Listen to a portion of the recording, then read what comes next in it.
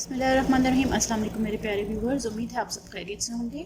आज जो मैं फ़िलासफ़ी लेके आई हूँ different philosophical schools of thoughts में से, वो है नेचुरलिज़म। प्रीवियसली हमने आइडियलिज़म एंड रियलिज़म डिस्कस किया था। Now we are proceeding towards naturalism. Naturalism, जैसे इसका अपना नाम है, नेचुरलिज़म नेचर से रिलेटेड है। The information that we achieve from nature, this is the reality according to these philosophers. Hawking ने क्या इसकी डेफिनेशन दी थी? Let's see. Naturalism is metaphysics which considers nature as a whole of reality. It excludes what is supernatural natural or the other world. इसने सिर्फ जो है ना फोकस किया है कि जो नेचर में चीज़ है वही अल्टीमेट रियलिटी है। सुपर नेचुरल या किसी और वर्ल्ड के बारे में कोई चीज़ परसीव उन्होंने नहीं की, राइट। उनका जो हम नेचर में देख सकते हैं वही अल्टीमेट रियलिटी है। जेम्स वार्ड ने क्या कहा था? Naturalism is the doctrine that separates nature from God.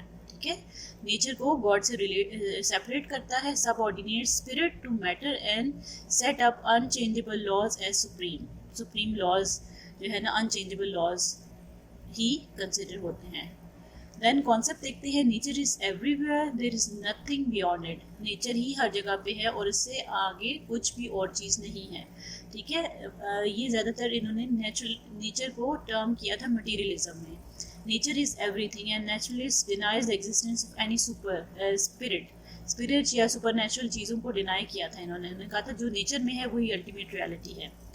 Man should investigate the truth of nature by scientific method. ठीक है, नेचर में भी ट्रुथ इन्वेस्टिगेट करने के लिए साइंटिफिक मेथड को यूज़ करना चाहिए हर चीज़ में, ताकि इसकी सारी कैपेबिलिटीज़ एंड रिसोर्सफुलनेस को देख सकें। It gives importance to matter and physical world. ठीक है, मैटर को फोकस किया था और फिजिकल वर्ल्ड को फोकस किया था। उन्होंने सेंटिमेंटलिज्म, स्पिरिचुअलिज्म या सुपर नेचुरलिज्म पे बिल्कुल फोकस नहीं किया था, ना वो बिलीव करते थे। Naturalism is concern with natural self and real self. ठीक है, यूनिवर्स उन्होंने कहा था कि एक मशीन है और मैन उस ह्यूज मशीन का एक पार्ट है, राइट। तो नेचर एक मशीन है। Then naturalism is distinct philosophy according to which reality and nature are identical. जो reality है और जो nature है वही एक ही चीज़ है और ultimate reality हमें nature से ही मिलती है और इसके beyond कुछ भी reality नहीं है। Naturalism के लिहाज से material world is a real world। ठीक है, उनका फिजिकल वर्ल्ड पे मोर फोकस था, मैटर पे फोकस था। सेंटिमेंट्स या सुपर नेचुरलिज्म या स्पिरिचुअलिज्म पे बिल्कुल फोकस नहीं था। मतलब उन्होंने कोई बिलीव नहीं रखते थे उससे related. Naturalism believes that nature alone contains normal and the only final answer to the philosophical problem। सारे philosophical problems का आंसर हमें नेचर से ही मिलता है।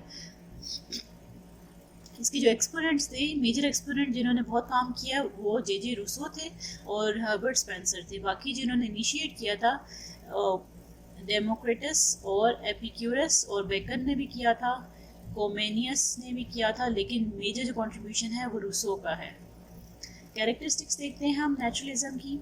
अल्टीमेट रियलिटी नेचर के अंदर है और there is no distinction between mind and body. Mind and body एक ही चीज़ है, उन्होंने कहा था, कोई डिफरेंस नहीं है उनके अंदर। ठीक है, बुकिश नॉलेज के अगेंस्ट थे, वर्बलिज्म के अगेंस्ट थे। उन्होंने कहा था नेचर से ही नॉलेज गेन कर सकते हैं और बुकिश नॉलेज पर रिलाई नहीं करना चाहिए। सेंट्रल पोजीशन उन्होंने एजुकेशन में चाइल्ड को दी थी कि चाइल्ड के लिहाज से ही आप उसको सिखाएं, जो उसकी कैपेबिलिटी है उसको और बेटर या इम्प्रूव करें स्किल्स के थ्रू। ठीक है, डिफरेंट प्रैक्टिसेस एक्टिविटीज़ के through. Education prepares a child for his future life और फ्रीडम ऑफ चाइल्ड बहुत इंपॉर्टेंट है। कोई इसको बाउंड्रीज में बाउंड करने की ज़रूरत नहीं है, नेचर के थ्रू उसको सिखाएं। साइंटिफिक नॉलेज सिखाएं, इंडक्टिव मेथड उन्होंने यूज़ किया था। Values are resident in nature. ठीक है, वैल्यूज़ भी हमें नेचर में ही मिलती हैं। और man and offspring of nature, senses are gateway of knowledge, laws of nature are unchangeable. कहते थे नेचर जो है ना वो एक पूरी गवर्न करती है, होल यूनिवर्स है और वो अनचेंजेबल है। ट्रुथ किसी टाइम पे भी डिस्कवर हो सकता है नेचर के थ्रू। देन फिलोसॉफिकल कॉन्सेप्ट्स इनकी देखते हैं। Metaphysics, a worldview which holds that there is nothing but natural elements, principles and relations of kind studied by natural sciences।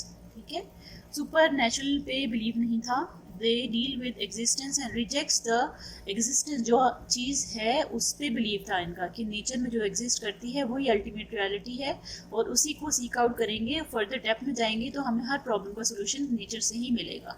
Super natural कोई चीज़ जो है नहीं रिलाई करती, और उसी को एक्सप्लेन किया था, राइट।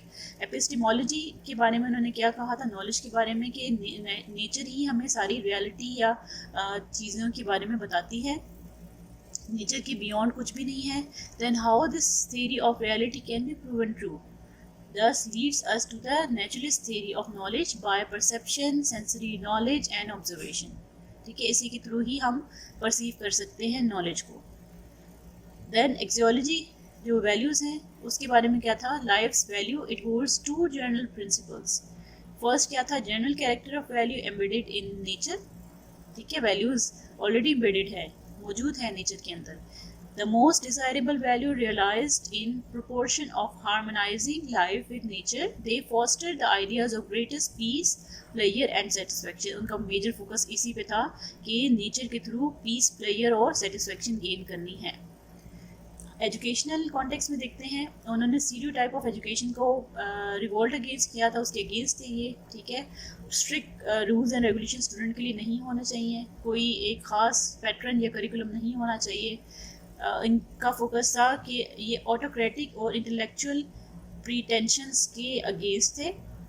दे अथॉरिटी को रिजेक्ट किया था। स्पॉन्टेनियस डेवलपमेंट ऑफ चाइल्ड पे फोकस था, और वो चाइल्ड की डेवलपमेंट थ्रू नेचर करनी थी, इनका फोकस ये था। Naturalism gives the central position to child, और मैक्सिमम फ्रीडम बच्चे को देनी चाहिए।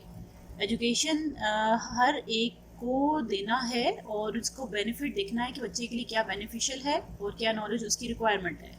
ठीक है, ऐसा नहीं है knowledge for the sake of knowledge, बल्कि ऐसी कैपेबिलिटीज़ डेवलप करनी है ताकि वो बेहतरीन ज़िंदगी गुजार सके, रूसो ने कहा था। प्रैक्टिकल प्रिपरेशन फॉर लाइफ होनी चाहिए, अगेन रूसो ने कहा था। स्पेंसर ने क्या कहा था, all knowledge should be evaluated in terms of evolutionary naturalist principles of education which must confirm to them. और अगेन रूसो ने कहा था, philosophical principles governs the development of child. तो ऐसी इंस्ट्रक्शंस होनी चाहिए जो साइकोलॉजिकली बच्चे की डेवलपमेंट करें। ठीक है, education must provide first hand, मतलब उसको फिजिकल इन्वायरमेंट में, नेचुरल इन्वायरमेंट में लेके जाए और फर्स्ट हैंड एक्सपीरियंस दें। जो चीज़ें देख के परसीव करेगा और समझेगा, उसका कोई और रिप्लेसमेंट नहीं हो सकता। तो नेचर को यूज़ करके बच्चे को नेचर के थ्रू ही सिखाएं। हर प्रॉब्लम का सोल्यूशन नेचर के अंदर है, right. The knowledge that the individual acquires through experience and verifies and uses to solve his life problem is utterly superior to that knowledge supplied to traditional sources, right? Then aims of education हम अगर देखें तो attainment, actually उनका focus था कि happiness attain करनी है present भी और फ्यूचर लाइफ के लिए भी। एग्जिस्टेंस के लिए स्ट्रगल करनी है, एडेप्टेशन ऑफ एनवायरनमेंट, और to develop the individual in accordings to law of nature and human development. Curricular emphasis किसके ऊपर था, फिजिकल एजुकेशन पे भी था और नेचुरल साइंसेस पे भी था, राइट। सेल्फ एक्सप्रेशन के काबिल बच्चों को बनाना है ताकि वो अपने आइडियाज़ और टैलेंट एक्सप्रेस कर सके। सेल्फ प्रिजर्वेशन, अपने आप को सिक्योर कर सके, सेल्फ प्रिजर्व कर सके, और इस तरह के हालात अगर कोई प्रॉब्लम्स फेस करनी हो उनको, तो वो ऐसी क्वालिटीज़ उनके अंदर हों जो कि वो बच सके अनएक्सपेक्टेड सिचुएशन से। रीडायरेक्शन ऑफ ह्यूमन इंस्टिंक्ट्स, उनका क्या, ईच चाइल्ड इज़ बॉर्न, कुछ उन्होंने कहते हैं हर चाइल्ड एक इंस्टिंक्ट के साथ बॉर्न होता है, which are guiding force behind all human conduct, जो कि एक्चुअली उनको डायरेक्ट करती है कि उन्होंने क्या करना है। तो नेचुरलिस्ट ये बिलीव करते थे कि एजुकेशन के थ्रू उनको वो चीज़ें इम्प्रूव करनी है, एग्जिस्टेंस के लिए स्ट्रगल करनी है हर ह्यूमन बीइंग के। तो ऐसा उनको सिखाएं कि वो डिफरेंट सिचुएशंस में फिजिकल वर्ल्ड में कैसे अपनी एग्जिस्टेंस को स्ट्रेंथन कर सकते हैं। According to nature education promote करनी चाहिए, जैसे tendencies, development status, capacities, instincts, like and dislikes should be considered, उनके बच्चों के कंसिडर होने चाहिए। Perfect development of individuality, right, all round development करनी है, जॉयस होनी चाहिए, हैप्पीनेस उनको मिलनी चाहिए, रैशनल होना चाहिए, balanced, useful and mature person बनाना है उनको। दैन नेचुरलिज्म एंड करिकुलम अगर देखें तो as I told you before कि नो रिजिड करिकुलम था, उनका कोई फोकस नहीं था करिकुलम पे, बच्चों के लिहाज से ही करिकुलम डेवलप करना और साथ में उनको ट्रीट भी करना था। सिंप्लिसिटी पे फोकस था, ऑब्जेक्टिविटी पे फोकस था, पास एक्सपीरियंसेस को लेके उसको स्टडी करके और उसकी स्किल डेवलपमेंट करनी थी according to the requirement of child या एबिलिटीज़ ऑफ चाइल्ड इंप्रूव करनी थी। फोकस फिजिकल ट्रेनिंग पे था, हेल्थ एजुकेशन पे था एंड होम साइंसेस पे था, राइट।